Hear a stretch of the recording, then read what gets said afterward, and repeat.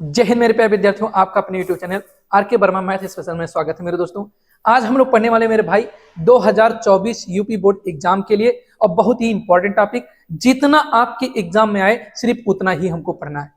हाँ मेरे दोस्तों, फिजिक्स की ऐसी टॉपिक आज मैं लेकर आया हूं जो आपके यूपी बोर्ड के लिए सबसे ज्यादा इंपॉर्टेंट होगा।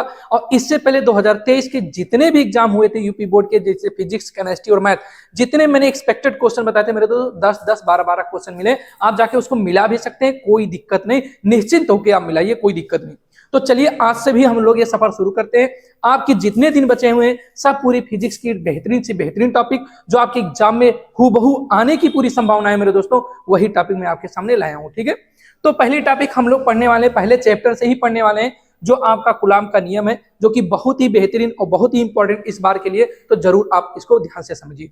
हमारी इस टॉपिक को देखने के बाद जितनी थ्योरी होगी आपको हूबहू मैं याद करा दूंगा। तो चलिए पहले मैं लिखता हूं कि ये कैसे बनेगा, इसका डायग्राम, एक छोटा सा डायग्राम आपको बनाना है।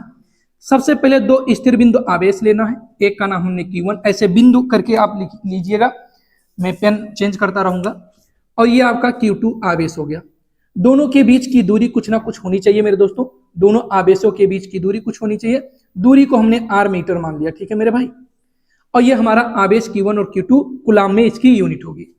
अब ये कूलॉम ने क्या बताया था, यानी कूलॉम ने जो बताया वो क्या बताया, आप लिखेंगे कूलॉम के नियमानुसार।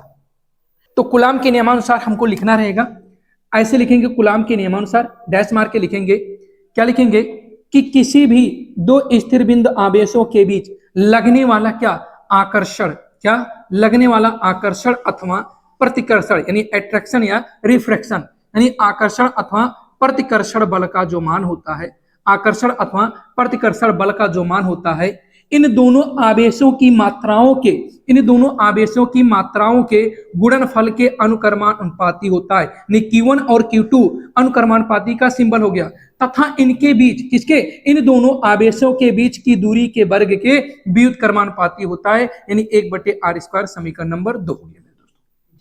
तो मेरे दोस्तों इतना हुआ इक्वेशन नंबर 1 और इक्वेशन नंबर 2। जो स्टेटमेंट मैंने बताया वो स्टेटमेंट आपको लिखना पड़ेगा। तो ये समीकरण 1 और 2 को अब क्या करेंगे, मिलाने पर लिखा जाएगा। समीकरण 1 व 2 को मिलाने पर, समीकरण 1 व 2 को मिलाने पर, 2 को मिलाने पर जब मिलाने की बात करेंगे मेरे दोस्तों, तो क्या होगा, F proportional Q1 into Q2 और बटे R² हो जाएगा। इतनी चीजें आपको करनी है मेरे दोस्तों। स्टेटमेंट जैसे मैंने कहा, अगर उसी तरह से आप लिखेंगे तो आपके लिए बहुत ही बेहतर होगा। ठीक है, पूरा का पूरा नंबर आपको एग्जाम में मिलेगा।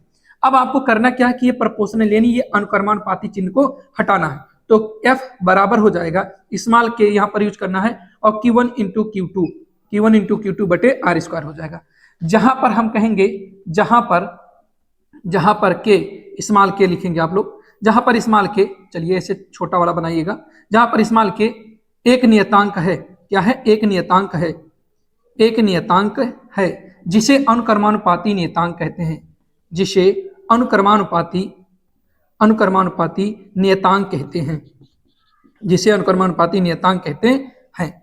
अब ध्यान देना है कि आवश्यकता या यूज के अनुसार के का मान कुछ होता है, यानी आवश्यकता अनुसार हम कहेंगे के बराबर 1/4 पाई एप्सिलॉन 0। ठीक है, इतना होता है इसका वैल्यू।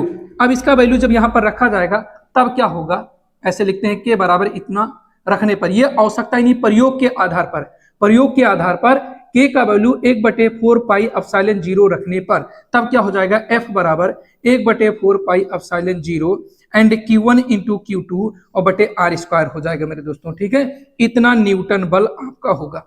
लेकिन ध्यान रहे, बस यहीं पर आपका खत्म हो जाएगा। इसके अलावा 1 भी % आपको स्टेटमेंट में कुछ नहीं लिखना है।